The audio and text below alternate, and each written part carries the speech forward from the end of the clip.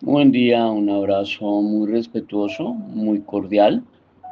Muchísimas bendiciones y millones de buenas noticias para usted que escucha este podcast, este audio. Por favor, de este audio, por favor de este audio, tome lo bueno y deseche lo malo. Tome lo bueno y deseche lo malo. Este es un audio, un podcast de análisis, de reflexión, de sana crítica, para que usted lo aborde en lógica y en sentido común. El menos común de los sentidos, pero que toca usarlo de vez en cuando. El título del audio de hoy, 13 de enero de 2025, se titula Importancia de la jurisprudencia en el ámbito escolar. Reitero, repito, resalto, importancia de la jurisprudencia en el ámbito escolar. Voy a brindarle un contexto de una anécdota que tuve y con base en esa estructura iniciamos nuestro recorrido por el tema del podcast. El año pasado, 2024, me contacta un secretario de Educación y este secretario de Educación me contrata para generar una capacitación a todos sus rectores del municipio y a las directivas en general, es decir, sus coordinadores, sus rectores, sus directores, sus orientadores y su planta de la Secretaría de Educación. Y emerge un tipejo que yo no sé si causa risa o si causa vergüenza ajena o si causa miedo, semejante ignorante en el cargo de asesor jurídico de la Secretaría de Educación. Y este badulaque, este fantoche, este mequetrefe, este ignorante, sale a decir que la jurisprudencia no aplica a los manuales de convivencia y no tiene fuerza vinculante de ley y que no puede ser generalizada. Eso dijo este badulaque. Inmediatamente yo supe que la persona que estaba hablando era un perfecto ignorante. De esos que suelen colocar allí en las secretarías de educación municipales, que simplemente son el primo hermano del tío abuelo del concejal corrupto que puso 20 votos. Pero que realmente sea una persona adopta, preparada, idónea, estudiosa, está lejos de serlo. Está abismalmente lejos de serlo. Voy a desglosarle el porqué de esta anécdota y usted lo entenderá y arrancamos con nuestra tarea de hoy en este audio, en este podcast de análisis y de reflexión y sana crítica.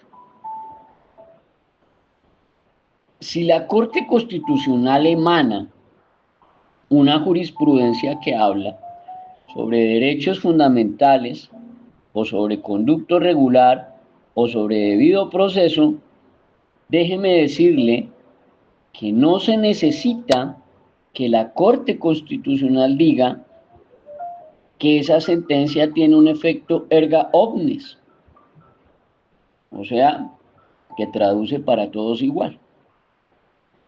Y no necesita decir que esa jurisprudencia o que esa sentencia es para todos igual, porque resulta que los derechos fundamentales, pues por eso se llaman derechos fundamentales y le pertenecen a todos los seres vivientes. Y cuando digo seres vivientes no me refiero solamente a los humanos, por ahí han fallado frente a los peces, han fallado frente a los perritos y los gaticos, han fallado frente a los toros y las vaquitas, los animales. Entonces son seres sintientes. Entonces, no me estoy refiriendo única y exclusivamente ni al ámbito escolar ni a las personas y a los seres humanos, sino en general a los seres sintientes. Y cuando son esos derechos fundamentales, es el mismo para todos, porque todos los derechos fundamentales son los mismos para todos, según el artículo 13 de la Constitución, que por supuesto ese fantoche Badulaque, disque asesor jurídico, ni siquiera debe saber. Cuando usted habla de debido proceso, el debido proceso es el mismo para todos. Vaya, lean el artículo 29 de la Constitución y vaya, lea el artículo 26 de la Ley de Infancia y Adolescencia para los menores de edad. Error que le he visto, incluso a magistrados, que yo no sé cómo llegaron a magistrados para llegar a decir eso. Le aclaro, el debido proceso para los mayores de 18 está en el artículo 29 de la Carta Política o Constitución, mientras que el debido proceso para menores de edad está consagrado en el artículo 26 de la Ley de Infancia y Adolescencia, como para que no se confunda a futuro con sus actas y con sus procesos jurídico-legales al interior del colegio. Entonces, los derechos fundamentales son los mismos para todos. El debido proceso es el mismo para todos. Y el conducto regular, pues obviamente es el mismo para todos, sin discriminación. Por consiguiente, estas jurisprudencias, salvo contadas excepciones, ya le voy a decir una de las excepciones, pero salvo contadas excepciones, si la jurisprudencia aplica para derechos fundamentales, para conducto regular o para debido proceso, pues es la misma para todos, por artículo 13 de la Constitución. Todos tenemos los mismos derechos y todos tenemos los mismos deberes. Entonces que salga este badulaque ignorante, este fantoche, este mequetrefe de esta Secretaría de Educación a generar semejante argumento bizarro, ignorante, ridículo, lo único que demuestra es la calidad de asesores que tienen en esa Secretaría de Educación. Finalmente nunca se hizo contratación, pero me quedé con la peor de las imágenes y el peor de los conceptos, tanto de este secretario de Educación por ignorante, porque se deja arrastrar por otro ignorante peor que él, y de la única manera que usted, siendo ignorante, se deja arrastrar por otro que es más ignorante, es porque con usted no hay nada. Es porque su nivel de ignorancia ya es grotesca, ya es asquerosa, ya es repugnante. Usted tiene derecho a ser ignorante. Tiene todo el derecho a ser ignorante porque yo soy ignorante en muchos temas. A mí no me pregunte de astrofísica, ni me pregunta a mí sobre trigonometría, ni me pregunta a mí sobre cómo cambiar una llanta porque no tengo la menor idea de cómo se prende un carro. Nunca he manejado. Y tengo derecho a ser ignorante en todos esos aspectos y todos esos temas. Pero déjeme decirle que ser ignorante, yo, en la legislación educativa, cuando soy perito, coma, o sea, soy experto en legislación educativa, eso es una aberración. Eso es una aberración. Eso es como ir a hacer usted una cirugía sin anestesia. Nada más ahí le aclaro con esa analogía. Entonces, un asesor jurídico de una Secretaría de Educación, caramba, no se puede prestar para mostrar tales niveles de ignorancia, tales niveles de estupidez, tales niveles de incompetencia, tales niveles de ineptitud. Ese era el contexto de introducción a este tema, a este podcast, a este audio, que es absoluta, total y radicalmente real, se lo juro. Me ocurrió con un municipio de Antioquia, el secretario de Educación de un municipio de Antioquia y su disque asesor jurídico, una maravilla. Entrando en tema, nos vamos con ¿qué es realmente la jurisprudencia? Vamos a desglosar paso a paso, en desglose técnico, bien desmenuzado. ¿Qué es la jurisprudencia? La jurisprudencia es el conjunto de sentencias y de resoluciones judiciales o jurídicas que son emitidas por los tribunales y por los órganos de cierre al interpretar y aplicar las leyes. Es decir, la jurisprudencia traduce la manera en que los jueces deben resolver casos concretos y tomar estas decisiones que al acumularse y ser reiteradas en el tiempo, pues crean una especie de lo que nosotros hemos denominado en el derecho, comillas, una ley viva, cierro comillas. Esta ley viva complementa y a veces genera una línea muy directa que se llama línea jurisprudencial en términos del contenido de las leyes escritas. Eso es la jurisprudencia. Eso es la jurisprudencia. Entonces, en ese orden de ideas, pues como ya sabe usted, ¿qué es la jurisprudencia? ¿Cierto? ¿Qué es la jurisprudencia? Vamos a ver qué es la ley. ¿Qué es la ley? Pues cuando usted tiene el concepto de qué es la jurisprudencia, ahora vamos cuál sería el concepto de la ley. Pues una explicación sencilla de qué es la ley, pues es que la ley es un conjunto de normas y reglas que establecen unos parámetros, directrices y pautas de cómo debemos comportarnos y cómo debemos estar organizados como sociedad. Como analogía y como ejemplo, por ejemplo, las señales de tránsito. Y están definidas para toda la vida, sujetas a cambios y reformas, obviamente. Pero el núcleo de estas normas es que son creadas por el Estado, por el Congreso generalmente, y tienen como objetivo garantizar la convivencia pacífica, el orden y la justicia. Y entonces, ¿para qué sirven las leyes? Primero, pues para organizar la sociedad, porque establecen realmente una jerarquía de quienes pueden tomar ciertas decisiones, cómo se van a resolver los conflictos y cuáles son nuestros derechos y cuáles nuestros deberes como ciudadanos y como personas y seres sintientes. Las leyes además protegen nuestros derechos, o sea que le garantizan a usted los mismos derechos y las mismas oportunidades que tiene todo el mundo para que nadie sea discriminado. Eso dice el artículo 13 de la Carta Política y de la Constitución aquí en Colombia. Las leyes también sirven para establecer el castigo, la punibilidad en términos de las consecuencias del delito. Esto para quienes infringen las normas jurídico-legales vigentes.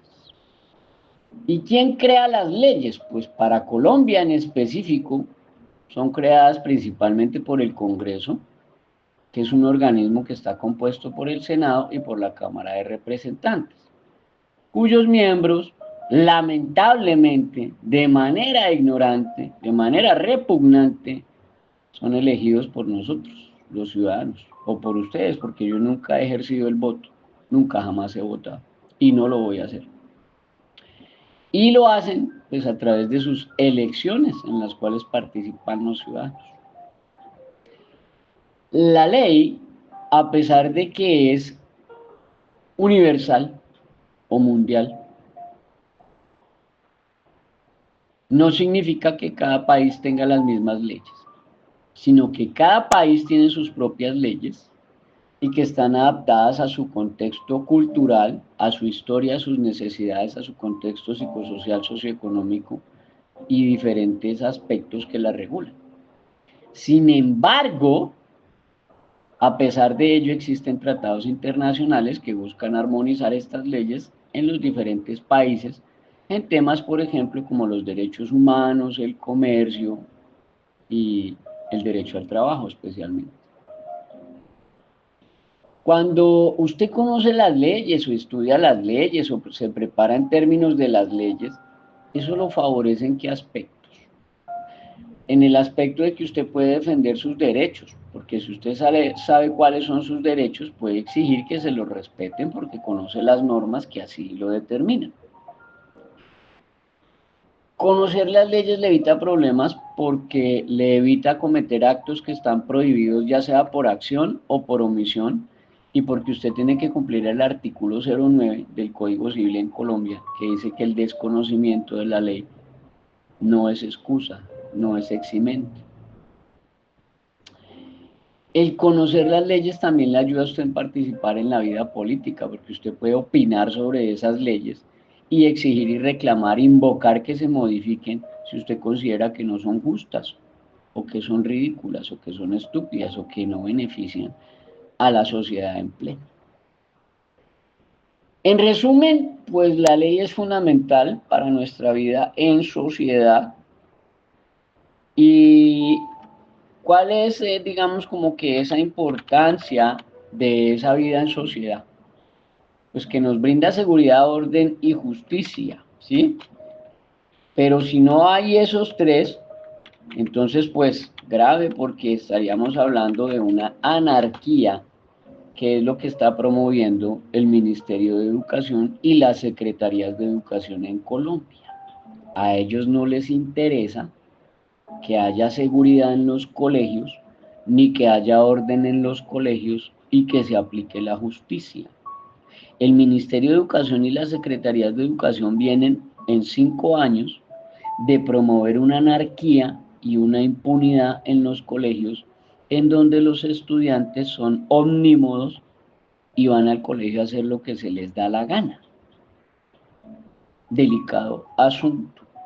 Entonces de allí es que se deriva el segundo aspecto, que sería entonces la relevancia de la jurisprudencia en el ámbito escolar. Entonces, ¿por qué es relevante? ¿Y por qué el título de este podcast, de este audio, es ese? La importancia de la jurisprudencia en el ámbito escolar. Entonces, es importante redefinir y reiterar y ratificar que en términos simples la jurisprudencia es el conjunto de decisiones judiciales que interpretan y aplican las leyes a casos concretos, y que estas decisiones, vuelvo y reitero, al ser emitidas por los tribunales superiores o los órganos de cierre, adquieren un carácter normativo y sirven como fuente de derecho o como referente para que usted entienda cómo es que resuelven los casos similares los jueces en el futuro a partir de esa jurisprudencia. Entonces, ¿por qué resulta relevante la jurisprudencia en el ámbito escolar? Contrario a lo que este mequetrefe o adulaque ignorante fantoche, dizque asesor jurídico de una Secretaría de Educación en Antioquia, sale a decir. Pues lo primero, la jurisprudencia en el ámbito escolar parte del principio de que la educación es un derecho fundamental. Y como tal, pues ese derecho fundamental estará sujeto a un marco legal y constitucional, de tal manera que la jurisprudencia pues obviamente va a jugar un papel crucial en este ámbito, ya que la jurisprudencia interpreta las leyes educativas. Entonces los jueces, por ejemplo, al resolver casos relacionados con la educación, aclaran el significado de las normas y establecen unos criterios y pautas para su aplicación. Aquí hago unas comillas. Hay mucho juez ignorante, pelele mequetrefe, que yo no sé cómo llegaron a jueces, que ni siquiera saben que la legislación educativa tiene 26 leyes aplicables vigentes en materia. 26, 26, 26. Y por otro lado, hay otros jueces mequetrefes, badulaques, fantoches, delincuentes, que violan la norma legislada vigente a su caprichoso proceder. Por ejemplo, van y le dicen a un colegio que no le puede negar el cupo a un estudiante y que no le puede cancelar la matrícula. Este juez delincuente que está diciendo eso prevarica por acción y prevarica por omisión. Prevarica por acción porque está emitiendo una resolución contraria al artículo 96 de la ley 115 del 94. Y prevarica por omisión porque no está aplicando el artículo 87 ni el artículo 96 de la ley 115 del 94. O sea, este delincuente disfrazado de juez está violando, desacatando, inaplicando y desatendiendo la norma legislada vigente. Por eso se llama delincuente. De otro lado, usted debe entender que la jurisprudencia en el ámbito escolar protege los derechos de los estudiantes.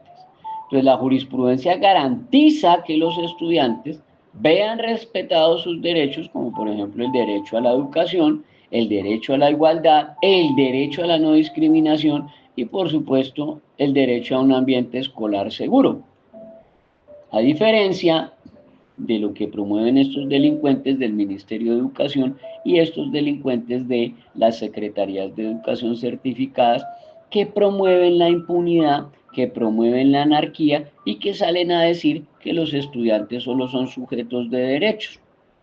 Y salen a decir que todo en los colegios y los manuales de convivencia se resume a pedagogía. Y eso es basura y eso es mentira.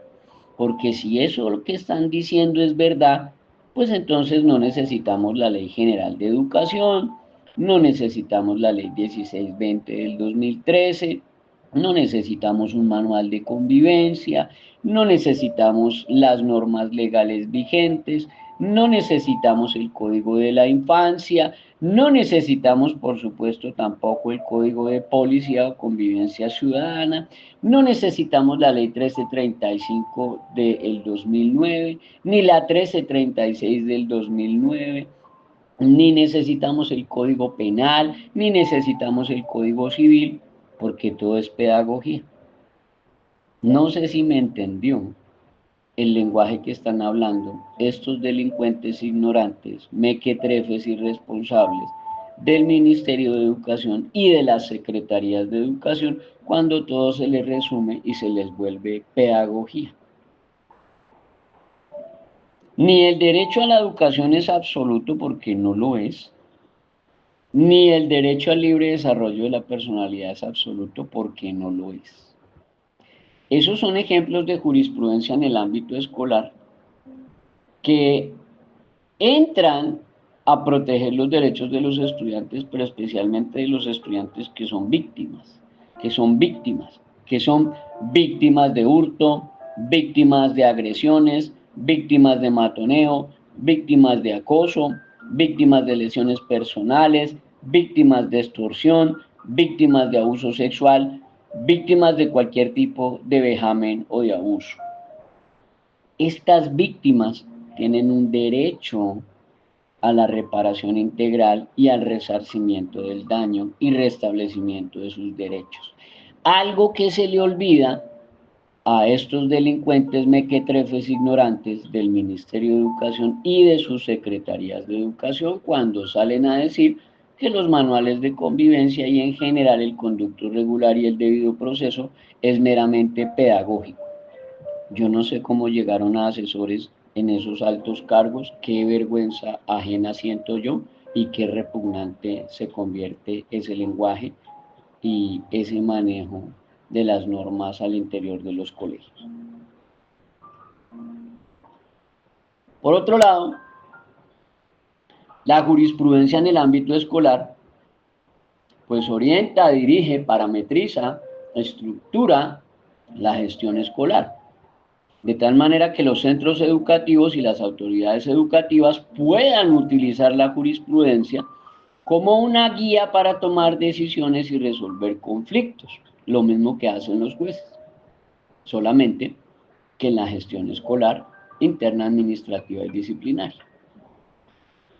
Por otro lado, la jurisprudencia en el ámbito escolar también evita la arbitrariedad. porque establece criterios claros y objetivos y esa misma jurisprudencia contribuye a evitar decisiones arbitrarias y está dirigida, encaminada, dispuesta a garantizarle la igualdad de trato a todos los estudiantes en los colegios. Por eso su cuento barato, su cuento basura, de que todo se convierte en pedagogía, es eso, basura y cuento barato, porque de ninguna manera garantiza la igualdad de trato. Si garantizara la igualdad de trato, no promueve la anarquía y no promueve la impunidad, que es lo que están promoviendo las secretarías de educación actualmente. Impunidad por todo lado, o sea que el estudiante va al colegio a hacer lo que le da la gana y no pasa nada. A estos mequetrefes ignorantes de estas secretarías de educación y aún del Ministerio de Educación, toca que se lean la sentencia T de tutela 076 del 2023 y toca que se lean la sentencia T de tutela 004 del 2024. T de tutela 076 del 2023 y T de tutela 004 del 2024. En ese orden de ideas, entonces encuentra usted ya mayores elementos de juicio de criterio y de razón para entender la importancia de la jurisprudencia en el ámbito escolar. ¿Qué ejemplos se pueden remitir o tomar aquí respecto de jurisprudencia en el ámbito escolar? Por ejemplo, sentencias y fallos que hablan de la inclusión educativa. Entonces, la jurisprudencia ha sido fundamental para garantizar el derecho de los estudiantes que tienen una discapacidad o un talento excepcional y que los ha dirigido a una educación inclusiva. Ese ejemplo está, por ejemplo, en la T de tutela 532 del 2020. La T de tutela 532 del 2020, que me pertenece, que yo soy el autor y que la Corte Constitucional me revisó esa sentencia de tutela. Entonces, esa es un ejemplo de inclusión educativa. En términos de disciplina escolar, pues los órganos de cierre y los tribunales han establecido límites a esas medidas disciplinarias que pueden aplicarse en los centros educativos, protegiendo los derechos de las víctimas y protegiendo los derechos en general de todos los estudiantes.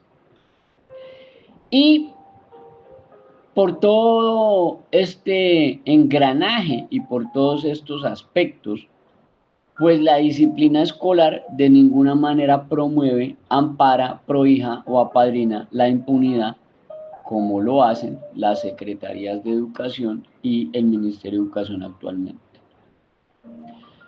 En términos de jurisprudencia en el ámbito escolar también se puede hablar de libertad de expresión, porque la jurisprudencia ha definido los límites de esta libertad de expresión en el ámbito escolar, permitiéndole a los estudiantes expresar sus opiniones, sí, siempre, pero, haciendo la advertencia clara, puntual y taxativa de que siempre deben respetar los derechos de los demás, la honra, la dignidad y el buen nombre de los demás pares y los demás partícipes o miembros de la comunidad educativa. En términos, por ejemplo, de la violencia escolar, la jurisprudencia ha sido brutalmente importante en términos de que los tribunales y los órganos de cierre han dictado sentencias que establecen la responsabilidad de centros educativos en casos de violencia escolar por cómplices por omisión, cómplices por omisión, cómplices por omisión, e incluso les han definido pautas, parámetros y medidas que deben adoptarse por parte de los colegios para prevenir esa violencia escolar y combatirla.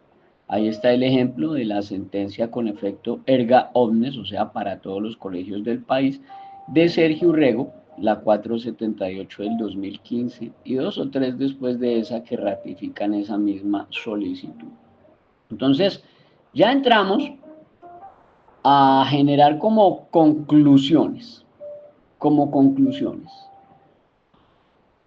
¿Cómo se utilizaría entonces de manera adecuada, asertiva, proporcional y taxativa la jurisprudencia en el ámbito escolar? Pues la jurisprudencia en el ámbito escolar se utiliza de diversas formas. En 20 años que llevo en esto, pues he aprendido cómo a manejar algunos aspectos de esta situación, y con 3 sentencias que me ha revisado la Corte Constitucional en sede tutela, me han revisado 3 tutelas me ha revisado la Corte Constitucional.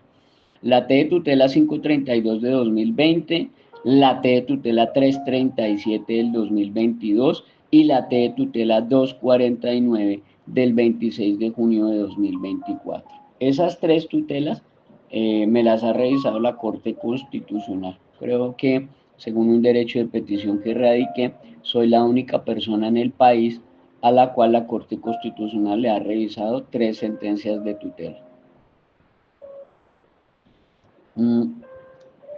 En términos de la jurisprudencia y su utilización en el ámbito escolar, lo primero pues se utiliza en la resolución de conflictos.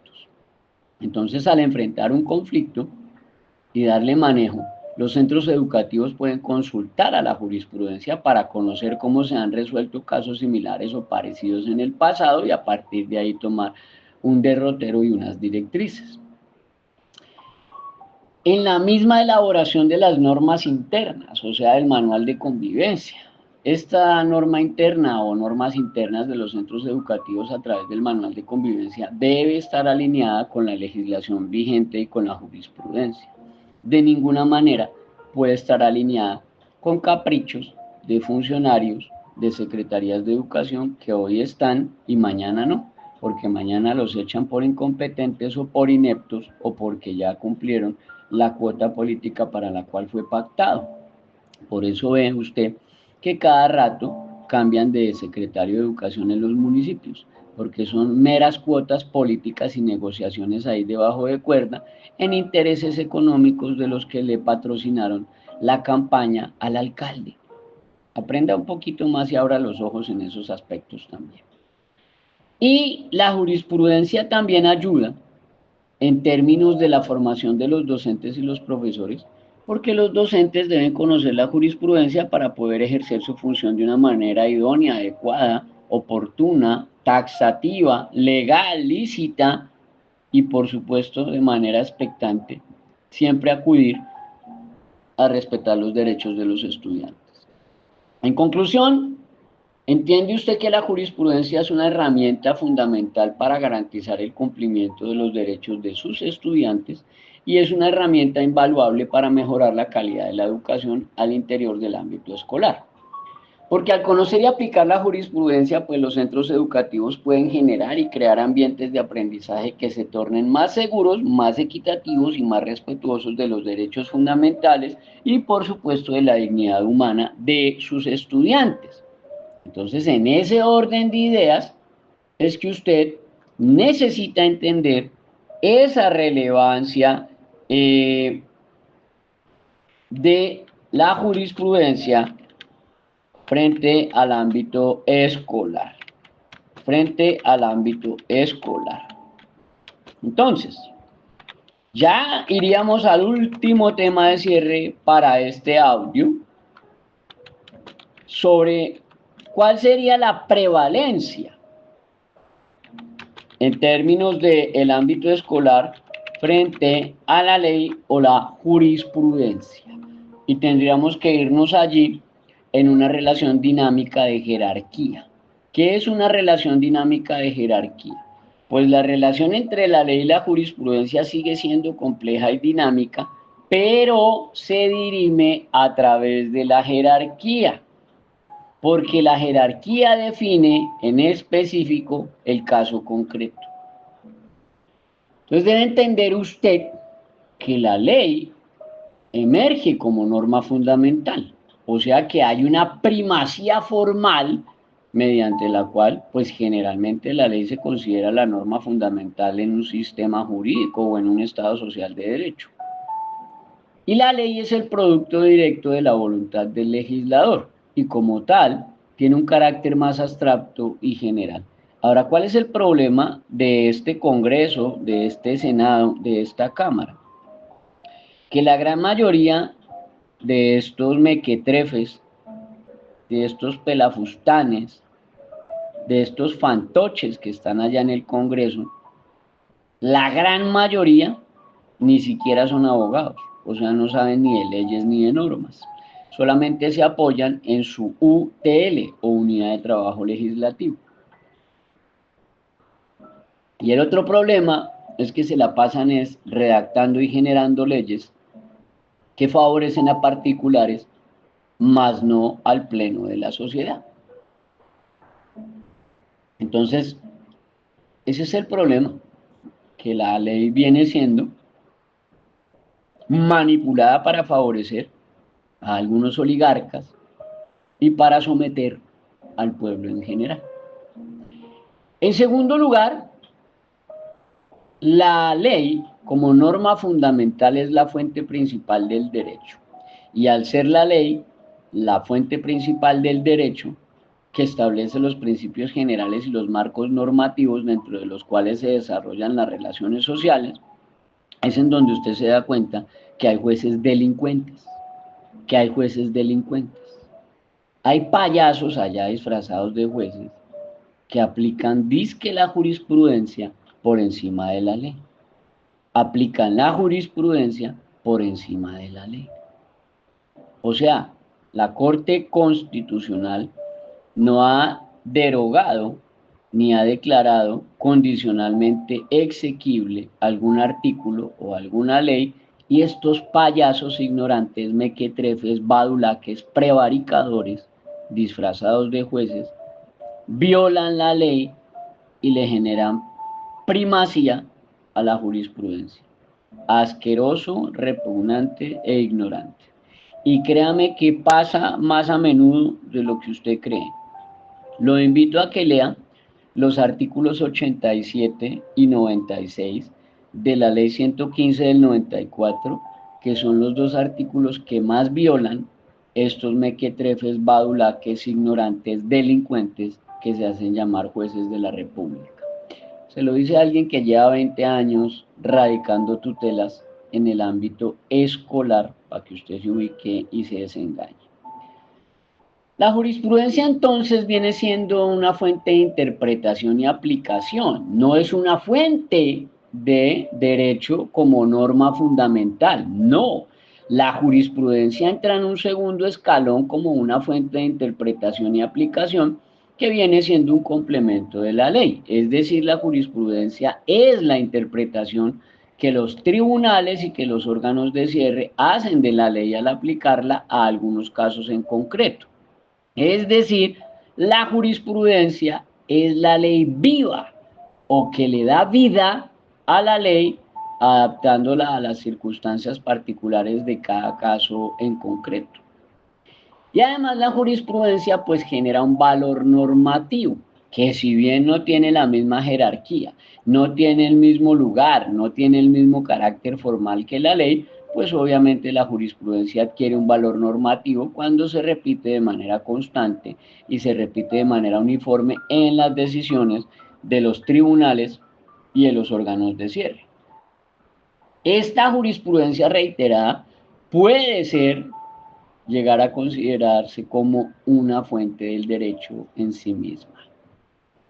Contextualizándole todo lo anterior, entonces ahora sí le voy a decir que en el principio inicial, taxativo y puntual, en caso de conflicto entre una ley y una sentencia judicial o una jurisprudencia, se le debe dar prioridad a la ley, ya que la ley representa la voluntad general expresada por el legislador y se generan excepciones mediante la cual la Corte Constitucional debe ir a estudiar esa ley, esa norma, ese artículo, ese decreto, esa resolución, para declararla nula y sin efecto, o sea, declararla inexequible o condicionarla, es decir, declararla condicionalmente exequible.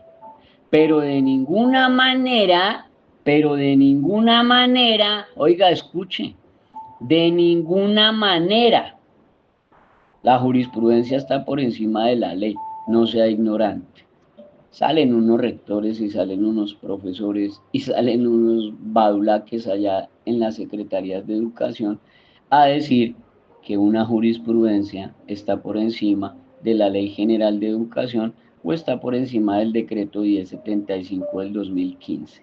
Cuando usted escuche una aberración jurídica de este tipo, entienda que está frente a un perfecto ignorante, que es un peligro para él mismo, porque se está metiendo en unos problemas delicadísimos de prevaricato, y es un peligro para los de su alrededor porque los está induciendo al error. Artículo 182, agravante 183 y 184 del Código Penal. Entonces, en resumen, ya llegando a la línea recta de final de este audio, de este podcast, la relación entre la ley y la jurisprudencia es complementaria, porque la ley está por encima, y la ley al estar por encima establece los principios generales, mientras que la jurisprudencia los complementa, los concreta y los adapta a las circunstancias particulares de cada caso. Y si bien la ley tiene la primacía formal, la jurisprudencia la complementa y juega un papel en la interpretación y aplicación del derecho. Y la idea es que la jurisprudencia brinde luces, no oscuridad. Ahora, la jerarquía, ¿qué papel juega? Pues cada sistema jurídico tiene sus propias reglas en términos de jerarquía de las normas, pero en Colombia la ley está por encima de la jurisprudencia. Entonces, la jurisprudencia no puede estar por encima de la ley. La naturaleza de las normas, es decir, que por ser normas constitucionales, tienen una jerarquía superior a las leyes ordinarias. Entonces, allí aplica la naturaleza de la norma y su jerarquía o su lugar dentro del contexto jurídico legal aplicable. Y los casos de gran relevancia social o que involucran derechos fundamentales pueden generar la expectativa de necesidad jurisprudencial a la Corte Constitucional, que puede incluso llegar a tener un impacto duradero en el ordenamiento jurídico al definir jurisprudencia y al dejar sentado el precedente. En conclusión, la ley siempre estará por encima de la jurisprudencia, porque la ley es norma legislada y mientras no sea declarada inexequible o condicionalmente exequible, sigue vigente y es superior a la jurisprudencia. Y de tal manera, la jurisprudencia es dinámica y sujeta a cambios, lo que no ocurre con la ley. La ley tiene que ser derogada o declarada condicionalmente exequible. Entonces, todos estos factores hacen comprender que ambas son herramientas fundamentales para la aplicación del derecho y para garantizar la justicia, pero que la jurisprudencia jamás va a estar por encima de la ley. Entonces, en ese orden de ideas, entendió usted, espero yo, realmente la relevancia, la importancia de la jurisprudencia en el ámbito escolar. Y para el cierre de este podcast y de este audio, le genero la invitación para nuestra Escuela Informal de Legislación Educativa o EILE, sus siglas son EILE, Escuela Informal de Legislación Educativa. Informal por aquello del artículo 2.6.6.8 del decreto 1075 de 2015. Informal porque todas nuestras capacitaciones, diplomados, seminarios y demás son inferiores a 150 horas. Son inferiores a 150 horas. Entonces es educación informal. Entonces, la invitación es para que usted se haga partícipe de nuestra escuela EILE. Nuestra escuela EILE, la matrícula le cuesta 200.000 pesos. Nuestra escuela EILE, el trimestre le cuesta 200.000 pesos y tiene 4 trimestres para 2025. y se puede inscribir usted en nuestro EILE al 305-416-0114. 305-416-0114. Feliz y bendecido resto de día.